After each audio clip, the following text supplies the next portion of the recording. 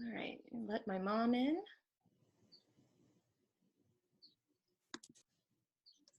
All right. Can you post the link to the Facebook video? Someone's asking in the chat.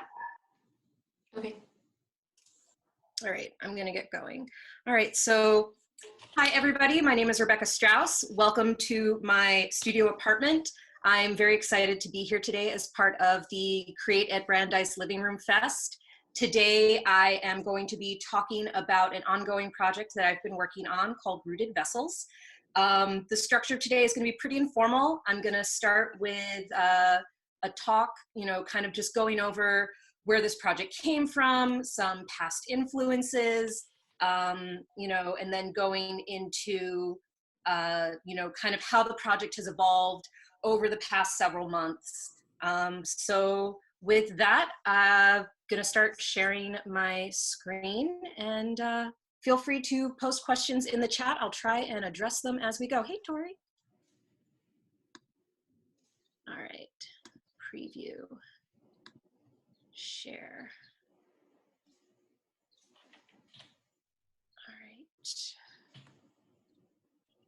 All right. That is not what it's supposed to look like.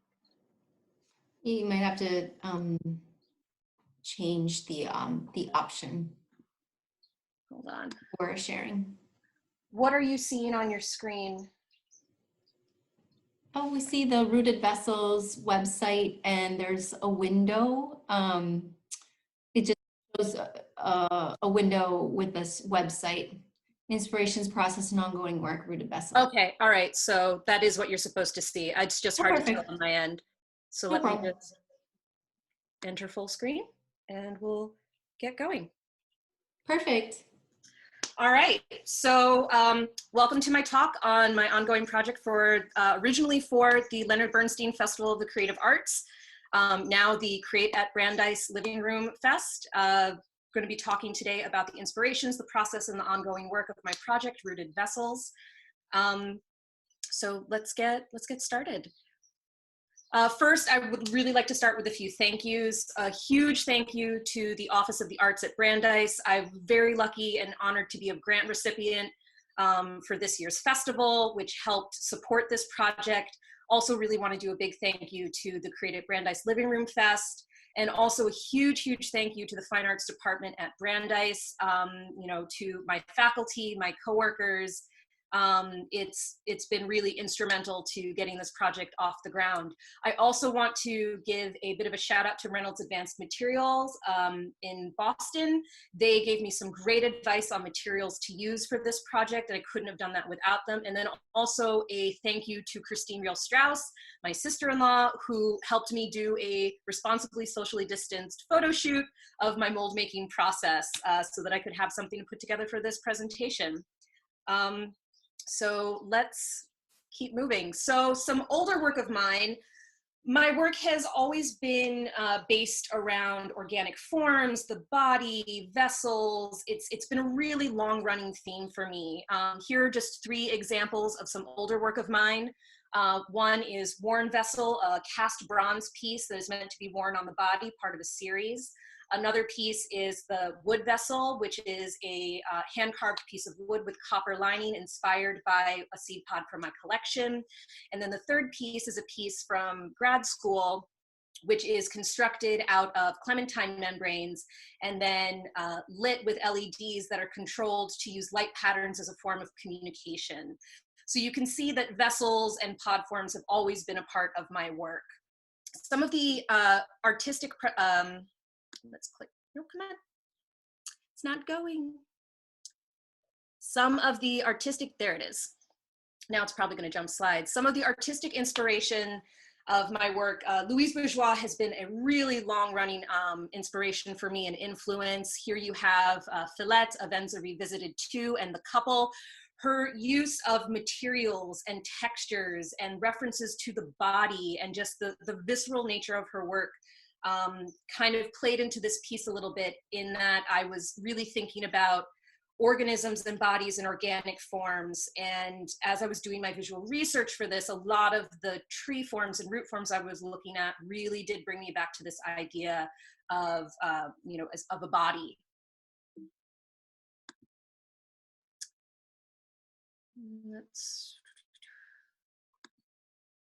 This is not wanting to advance. There it goes. Okay. Another influence, obviously, to a lot of people who know me, is Andy Goldsworthy. Here you've got Hole in the Kapanuk tree. I couldn't find the date on this piece, but this is a tree on his property that he often goes back to work with, especially his use of voids and holes as a formal language. And then also the idea of working in nature, of working in situ and installing in the landscape. On the right, you have images of the Storm King Wall, a piece I've visited multiple times over the years, and a perennial favorite of the work that he has done. And then finally, probably the most recent influence on this piece and the most immediate inspiration is this piece by David Brooks, Permanent Field Observations, which I saw again at Storm King Art Center.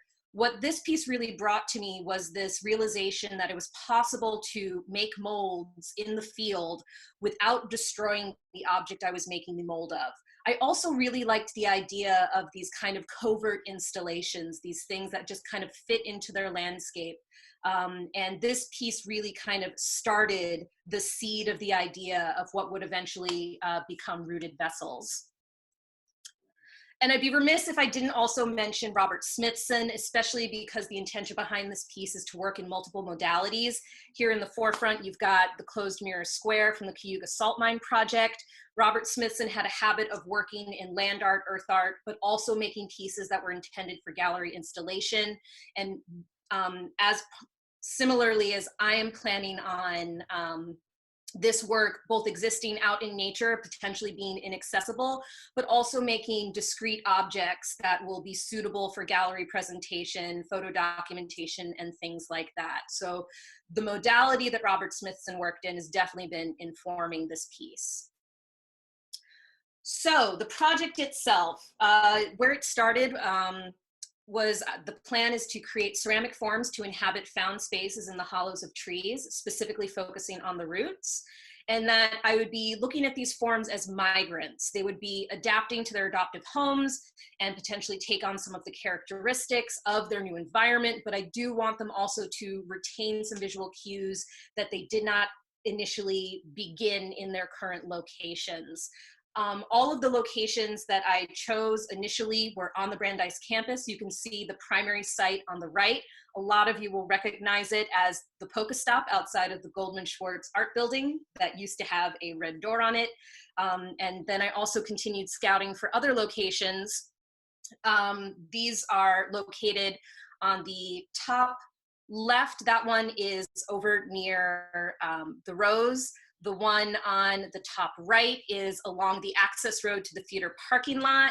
And then the one on the bottom right is another spot that is up on the hill above the theater parking lot. These are all locations that I'm planning to eventually do installations in. The first step in this process was preparing to make the mold, which basically meant shop vacuuming out the inside of a tree, which was a lot of fun. So here on the left, you can see some detail shots of the interior of the tree after I started the clean out. These are the two primary forms that I was going to be working from. One towards the front of the tree that has this kind of gnarled form right here, and then this deeper recess in the back of the tree back there. So making the molds is a pretty straightforward process. I used a product called Pollo Putty. It's a two-part silicone rubber that is in a putty form, so it's really easy to mold. It's not necessarily liquid. It's a simple part A and part B. I measured by weight. And what's nice about it is it's very easy to work with in the field because it's not sloppy, it's not a liquid. You can see on the top right, you know, me pressing it onto the surface until I covered the whole area. You work in batches, and then you create a mother mold over it to support the soft mold, in this case using plaster gauze. Once I had the molds made, then it was time to make the casts. In the case of the tree interiors, because of the complexity of the form, these weren't going to be able to be poured molds unless I wanted them to weigh 50 to 100 pounds. So I hand formed the molds, which is this process here. So you have the little picture at the top, which is the prepped mold. I made a plasticine dam around it to kind of keep everything contained. And then moving from left to right along the bottom, you have the first step, which is the flip coat, where you're splattering plaster into the interior to get it into all the nooks and crannies. As the plaster thickens, you continue building up the surface. You can also put burlap in at this point to help strengthen it. And then on the right is the finished product. That is a hand-formed cast. It's a process that I've been doing since I first started working in sculpture at RIT. Use it most commonly to make hand-formed molds, but in this case, it was perfect for what I needed for casting. Here are the casts of the interiors of the tree. You know, it was a real challenge to make them. You have on the left and top right, that hollow at the very back of the tree kind of spilling forward. And then on the bottom right, you have a picture of the negative, the pink, which is the mold from that other section of the tree, and then the cast that was made from it. And then it was around this time that things started to shift. This is when we started going into lockdown, and the original plans for the piece to be in ceramic and to work on site were going to have to change. And initially, it resulted in me just kind of packing up everything I could, grabbing whatever I could, and bringing it to my apartment and leaving it in boxes and figuring out what was next. What ended up being next was a lot of long walks. I live very close to the Assabet Wildlife Refuge, and I took numerous multi-hour walks just through the woods, looking at forms, looking for resources, looking for inspiration. I was in search of forms to translate into my vessels. I was in search of textures. I was in search of, you know, references to work from. And I just was amazed by the wealth that I found, you know, in the field so close to my apartment. I was particularly interested in finding voids for potential future installations, but also there were so many instances of these trees growing into each other, as you see on the right, which I thought might be a really nice, rich visual resource for trying to do this idea of something moving in and inhabiting a new space. So starting the forms, I am at heart a sculptor. It is what I do primarily. And so when I sketch, I often sketch in wire or clay or plasticine. So here you have the very beginnings of the form starting to come together. This was fairly recent that the forms started to occur. I love to use wire. It's a great material for drawing in three-dimensional space and kind of laying out some lines and some intention. And then on the right, you have the start of covering some of those wire forms with plasticine. And then some of the more recent progress, you can see on the right, there's an image of the work on my tabletop, and behind it is this chunk of what's called cholla wood. And rediscovering my library of forms and references, which I have an embarrassment of riches of, and I'll show you guys those in a minute. It just seemed like the perfect option to kind of use to inspire what was going to be going into these, you know, migrant forms, into these spaces. This is where I'm working now. This is my studio apartment setup. It is a 4-foot folding table with some crates underneath. There's cardboard on the floor backed in plastic, and there's also, you can see a shield behind it protecting my couch. This is a kind of flexible space. I have a couple spaces where I keep some extra bulky materials that I'm not currently working with. So things kind of shuffle in and shuffle out of here. I live in a studio apartment, so spaces of a premium, and keeping things where I need them and are easily accessible is really, really, really important. And I believe that brings us to the end of that presentation. All right, so we're going to go back to gallery view. So I'm now going to show you guys around a little bit more of the space that I'm working in. So as you can see, it's one big room. If I turn the camera a little bit here, you can see my tabletop with some ongoing projects. Underneath, you can see I've got my boxes with various molds. I've got my PPE under there, clay tools, a plaster bat, you know, some measuring tapes and things like that. And now I'm going to take you over to my material references, which are over here on this table. The light's a little dim, I apologize, but over here you can see basically my library of forms and materials. The first I want to point out is actually, I did manage to do a materials test before leaving campus. So eventually I am planning on recreating these forms in ceramic and probably using these clay bodies that I really love marbled together. These are Standard Clay Company bodies, but here's the cholla wood. Back here are some of my gourds. I have a really large gourd collection, some of which I have worked with and altered. Another frequent appearance in my current work is bones. So I have a collection of primarily pork bones and lamb bones. They have some really amazing textures and forms going on. Let's see. I also have this form you might recognize from the very beginning of the presentation. This is the seed pod that inspired the carved wooden vessel with the copper lining. This is another form that might be familiar. That lighted vessel was inspired by this. My mother affectionately calls them Texas testicles. I got these in Austin at a friend's wedding off of a tree that just happened to be there. They're just such cool shapes. Blair might recognize these lotus pods, which were sustainably harvested from the ground at New York Botanical Gardens a few years ago.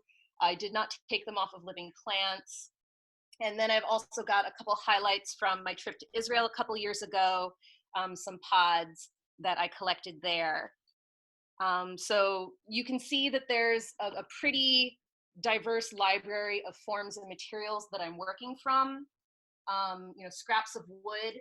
This back here is one of the pieces that I intend to use as a discrete object for this project. It is a tree stump, very small one that was harvested from the Brandeis campus. And the intention behind this one is to have it potentially become a gallery piece with a form installed inside it. So this project has kind of been moving forward on a number of different fronts. And I think it's probably a good time to open it up to Q&A. So if you have any questions, you should be able to unmute yourself. The other one was not shipped to store. So it must. So I have a question. Lori? Get her. This one.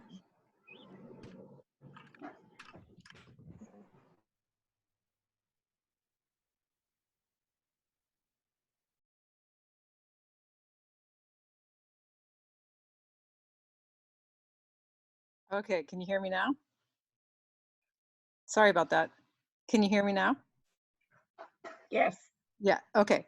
I was curious, so you captured the void from the tree and then you made it plaster and then the clay is interacting with that.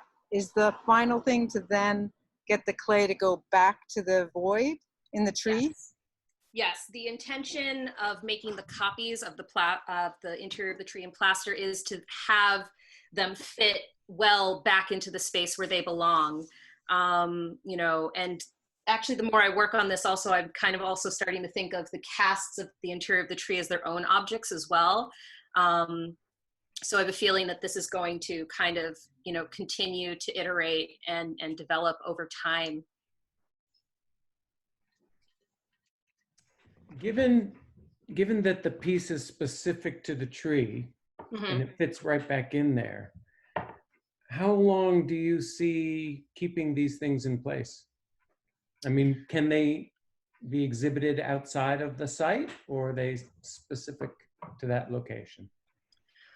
So that kind of speaks to my interest in having the multiple modalities of working on this project. Some of them are going to be tied to the specific sites. They won't be able to exist out of the location. But I'm planning on doing extensive photo documentation, potentially, you know, with my practice of mold making, I could make copies of the ceramic forms, either slip cast them in bronze, cast them in glass, and have those as discrete objects that could then exist in a gallery space, but also have those separate pieces that are done in parts of trees. I have some logs that I collected that I'm planning on having as just being objects that I can take out of the field and bring in. But some pieces will really only exist in the field. Be pretty great if you did those in bronze, right? Some of them like you're talking about, and then just over time having the tree grow around them or infuse that and then document it over the years would be fantastic. Yeah, it's the one unfortunate thing about most of the locations that I'm currently working with is the trees are dead. So it's going to be more a process of decay rather than growth. What'd you say? All right, who else has questions? There's a good one in the chat. Okay.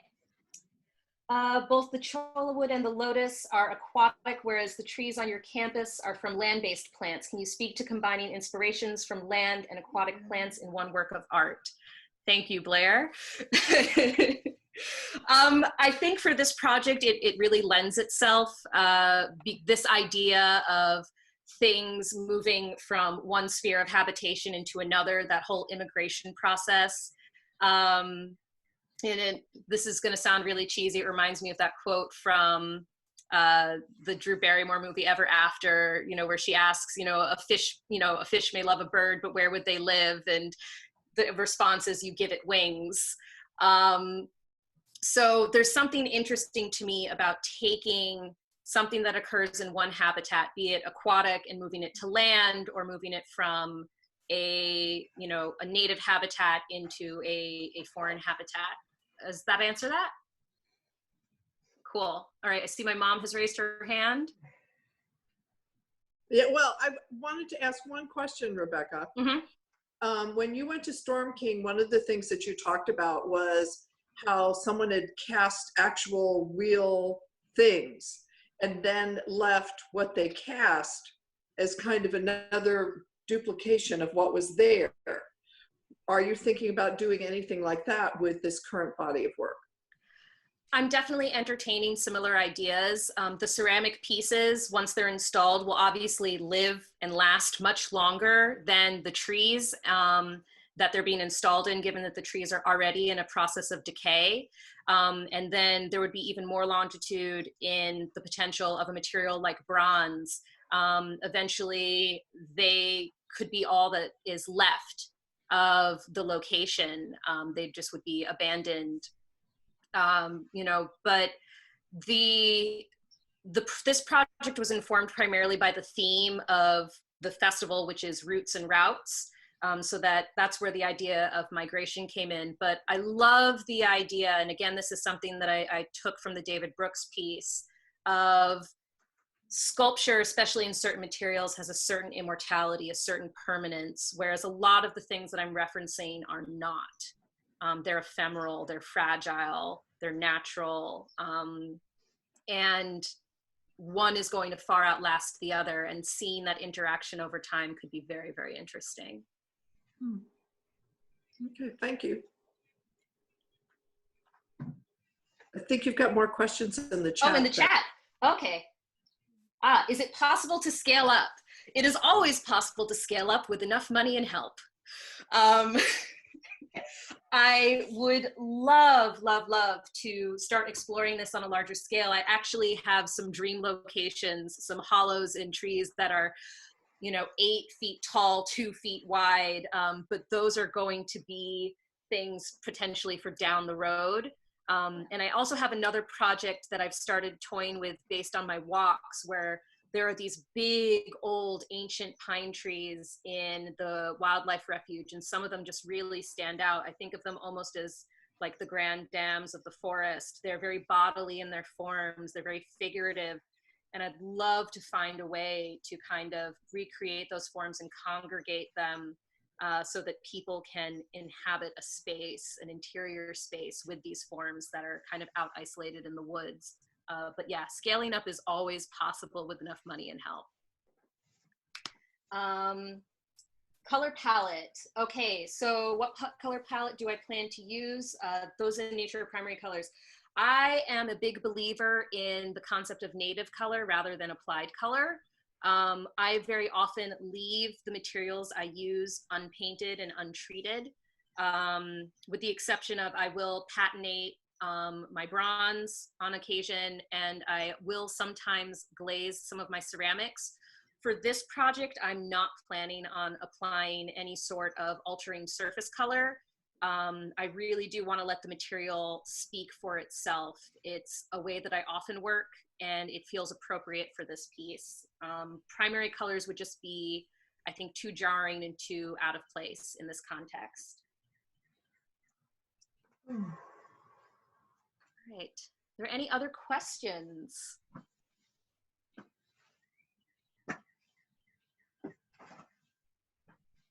All right. Are you interested in the decay within the hole or the shape of the hole? I'm kind of interested in both.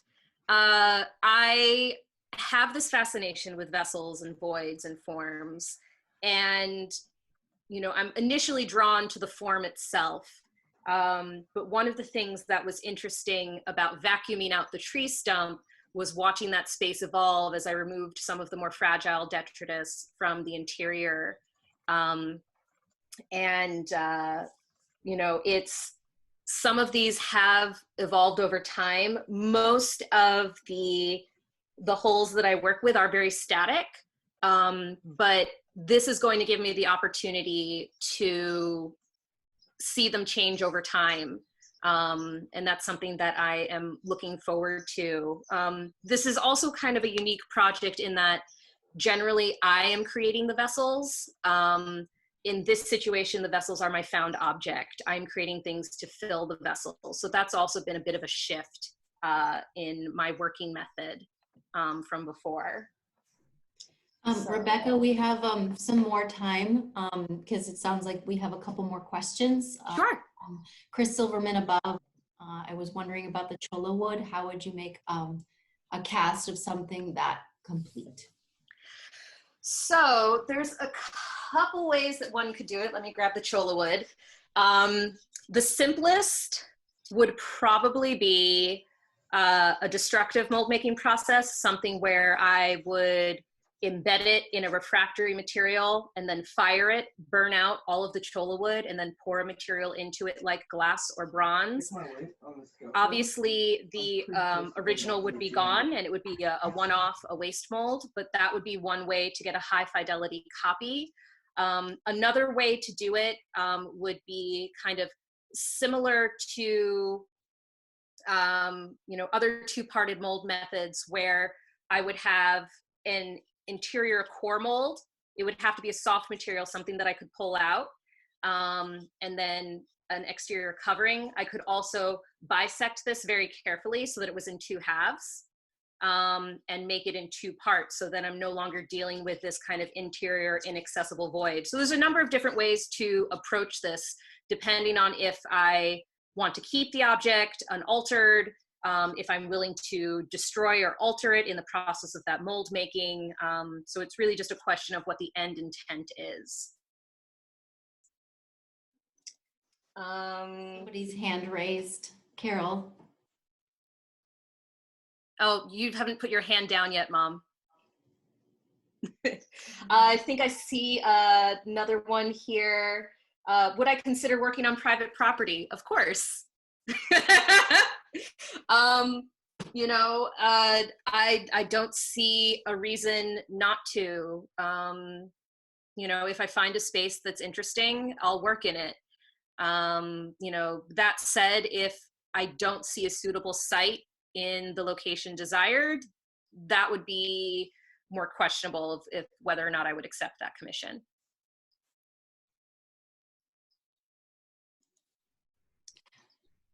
says a comment, not a question. So amazing hearing how the artist develops a project and not just seeing the final product. A fascinating view of your mind.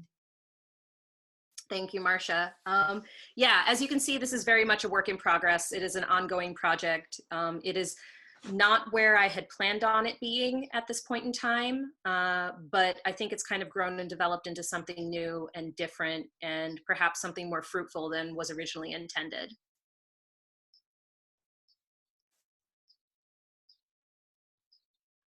All right, is there anybody else? Any other questions?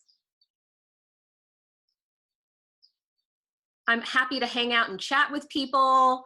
I'm going to go ahead and stop the Facebook live stream. So thank you to everybody who is watching on Facebook Live. Thank you for visiting this event that's part of the Create at Brandeis Living Room Fest. And if you've posted any questions to Facebook, I will try and look at those and respond to them in the next couple days or so. So have a great day on Facebook. All right, we are off Facebook Live. We are now just us in this room. So I am happy to hang out and chat if people want to chat. People can unmute themselves if they'd like, or people can go. I'm just saying hi. Hey, Blair. They were very good. Thank you. And I like hearing your formal talk about your work, because I hear about your work all the time. So I know. Hearing it in a more formal setting than proofreading things for you, it is a nice thing to also hear.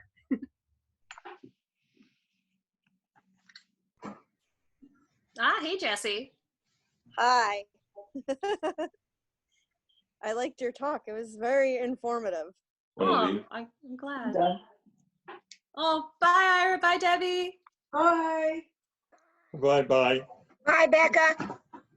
Bye, Marcia. Hi, Becca. Long time no see. I know. How are you doing? Good. How are you? I'm all right. We'll catch up more later. Yep. I enjoyed the presentation. Interesting presentation. Well, I'm glad you enjoyed it. All right. Well, it looks like we're wrapping up. So Jesse and Chris, unless you guys have more questions, I think I'm going to go ahead and end the call. Yeah, thank you everybody for joining Rebecca Strauss's wonderful presentation, and to see any productions that are happening with the Create at Brandeis Living Room Fest, you can go to our website or just Google Living Room Fest, and that comes up right on the top. We also have a page that's dedicated to our gallery of artists, so you can see some more artwork that's happening on the gallery page through that website. So thank you. All right. Thank you, Ingrid, Thank you so much for helping Rebecca. with this. Thank you very, very much for doing this for us. It was a pleasure. It was an absolute pleasure. Okay. All right. Take care. Thank you. Bye, everyone.